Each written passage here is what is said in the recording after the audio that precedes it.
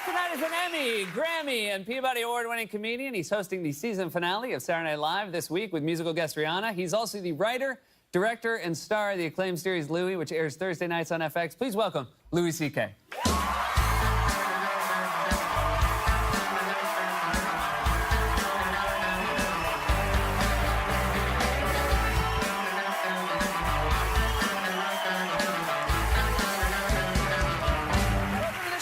Thank you. Good to have you here. So Nice this is to be here. 3 hosting in 3 years for you. That's right. 3 in a row. It's a big deal. It is. I should probably slow down a little bit. No, it's good. When you got a hot hand like this, if you take a year off, you might just fall out of favor. I might be not able to do it anymore. Right. But it does seem like ill-advised to keep doing, to host over and over again, because there's a finite amount of good in me. You know what I mean? Oh, right. So you just, yes. So if I do too many, I actually had one good friend of mine say, because they asked me to host, and I was like, should I take a year off of hosting? Because I've done it twice in Europe. And so my friend, who's very famous, and I can't name her, she said, you know, as your fan, I'd like to see you not host this year.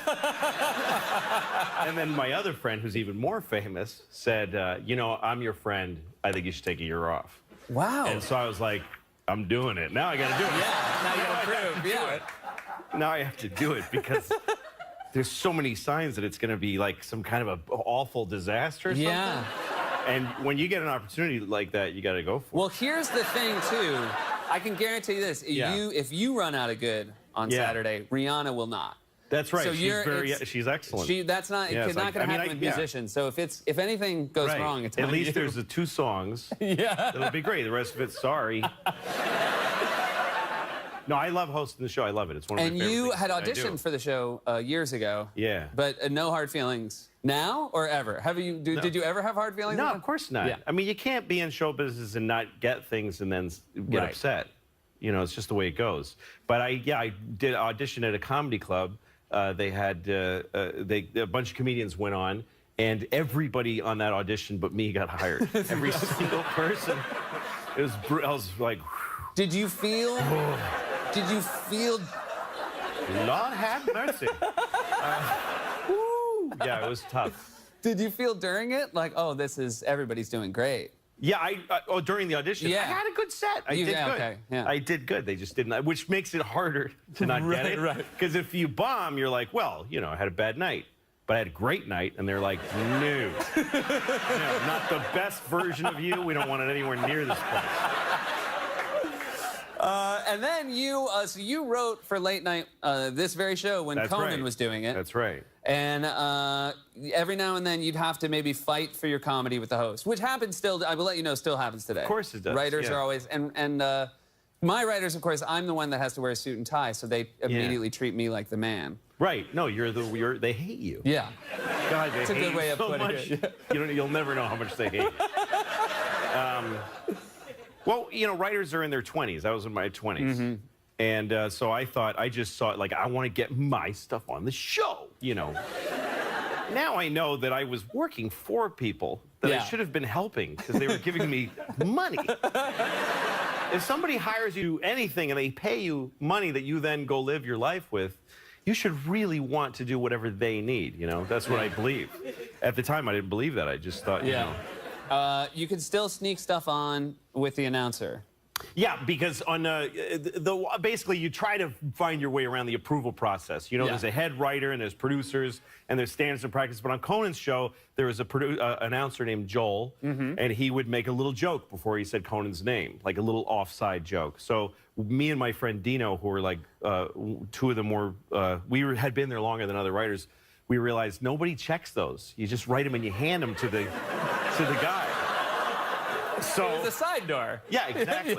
So we were like, what can we... So we came up with one, which was, he said, he goes, last night, the missus gave me a pearl necklace. Yeah. That's about a 40% understanding what the joke means, right? I think. I don't know how many of you understand the pearl necklace idea. You don't know what it means to give your wife, or any woman... That's or man. Yeah, exactly. A pearl necklace. Yeah. And Joel didn't. You guys get it?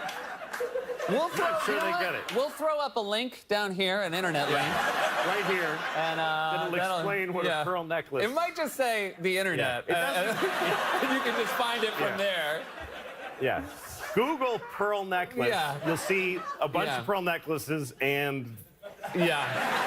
And you would, what now this just to joke make it means. clear, the unconventional one that doesn't fit the sort of the Zales page. I would not have been excited to get a joke Yeah, on and the air Joel didn't know about jewelry. He was in the 60% that didn't know. Well, who cares what he's just Right, a guy who reads this stuff.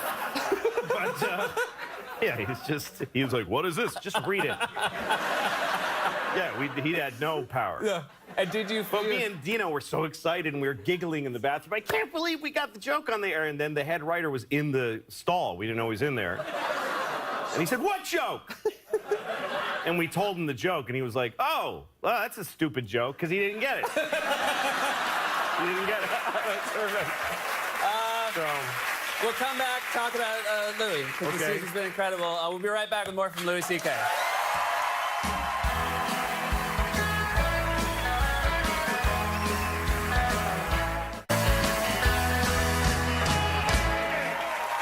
We're back here with Louis C.K. This is season 5 of Louis, yes? That's right. And then this week you did an episode, the entire episode was a nightmare. Yeah, it was a nightmare that kept coming back. And we usually show the clip before the guest comes out, but we thought it would you maybe need to set up the clip, or else people would think it was too weird. Yeah, this isn't what the show's usually like. Right, that's what we felt like it would just push people to the other. I was hesitant to do a dream show, but this is about somebody having nightmares that they won't go away. It happens to me once in a blue moon. I'll have a nightmare, wake up, go back to sleep, and they're all, hey, waiting for me. And it just keeps going. So this is an episode about that. So this is here's a clip from Louis' nightmare episode.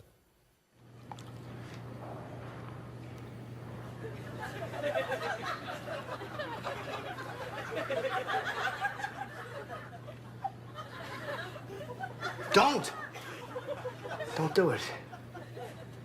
I'm telling you.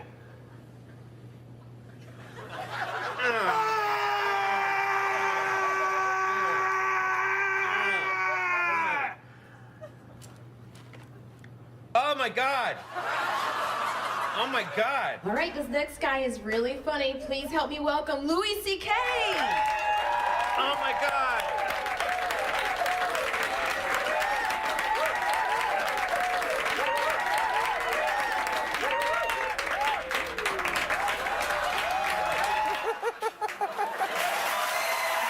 Very good.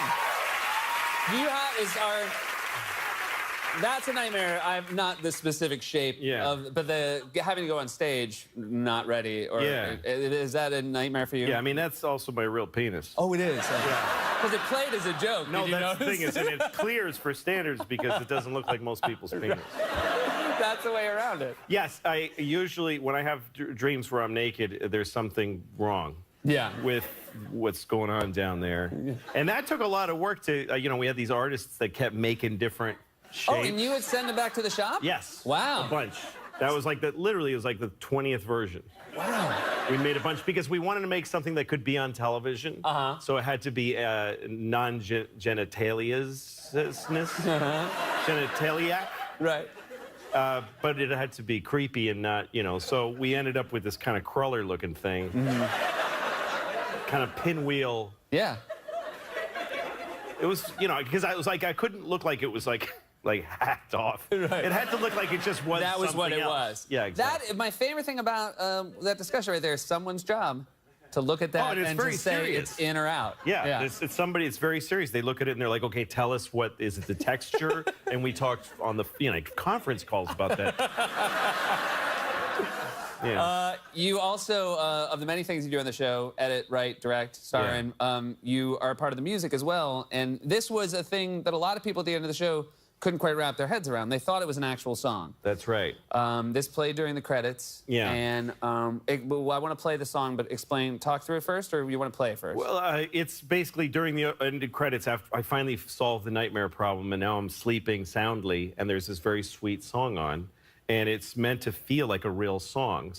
But then just listen to and I'll explain how we made it. But all right. So the most important thing here is listen to this beautiful song, but really listen to the lyrics. Their smiling faces give me diarrhea.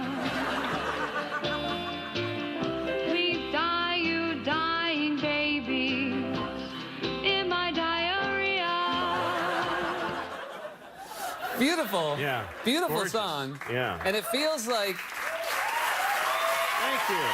gorgeous. Felt like a different era, of a different era. That's right.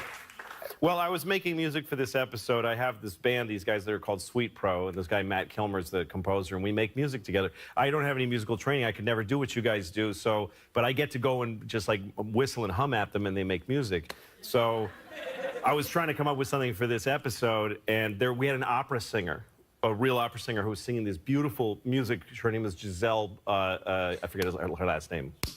Giselle Bella. Okay. Well, that's certainly... Giselle Bella, pause, Z. Okay. Yes. So she was there singing opera, and she has such a pretty voice. And I thought, what about like a Roy Orbison kind of a song with her voice? And I just scratched these lyrics down and showed them to Matt because I had to leave. I had to go pick up my daughter at school, and so he said, "Well, sing it." So I sang it into his iPhone. So somewhere there's a version of me singing that into an iPhone. And then he emailed me that night, and I was like, "You got to be me. That's the greatest thing in the world." So we threw it on the end of the... It is really beautiful. And It is. The word diarrhea is lovely. Yeah. When you don't know what it means. I mean, for me, I love the word diarrhea. Yeah. And so now to actually add on the layer of it, being beautifully sang by sung. a beautiful woman. In that sort of theme, in that area, there was a great scene this year with you and the actress to play your daughter. Yeah. You have to go to the bathroom. You're walking down the real street, bad, and this is something. This is an idea you had. Is this based? What my show is. Yeah. Diarrhea and poop. Yeah, and some beautiful. And penises that don't work. It's a class show. It's a classy show. Yeah. It's real. It's PBS next year, right? That's right. It's going to be on right on after Downton Abbey. Yeah, I can't do it. Laura Linney will French introduce horn. it. That's right. Tonight on Louie. Diarrhea. But this is something you've thought about because you have to go to the bathroom. You're with your daughters. You're trying to make it home in time. You don't. Well, it's New York living, you know, and you're out on the streets with your kids, and all of a sudden you got to go. I can't use a public restroom. Like I just have too many phobias that I need to have the deed of the building I'm pooping in my hand, and 3 locked doors between me and the next person. Yeah, that's what I need in order to let go. Yeah. So. The first year of the show, I wrote this thing where I'm with my daughter. At the time, my daughters were like, 4 and 2. And as a single dad, when you're out with your kids that little in New York City, if you got to go, you can't leave them out in the street, right? Or even in a store. You got to bring them in with you. They got to watch you poop. Yeah. Because like in an airport, your kids are just standing in the stall of the men's room watching you poop. It's part of being a dad. Yeah. But so I didn't do the bit, though, because I just thought it's just pooping. I don't want to do it. And Pamela Adlon, who's a producer on my show, she's like, you got to do it. Every year, she's like, you got to do the poop. We call it Poop Race 2000. We call it Race 2000, but you're going to bleep that. Sure. But so, okay. So this year, I thought of an ending, which I hadn't thought of, because now my daughters are grown. They're like 13 and 10. And so now it's about them helping me. They're trying to help me find a bathroom. And then at the end, I know I'm not going to make it home, and I'm too far from any public restroom, so I've got to let go. I realize it's time. I'm in too much pain. I know I can't make it.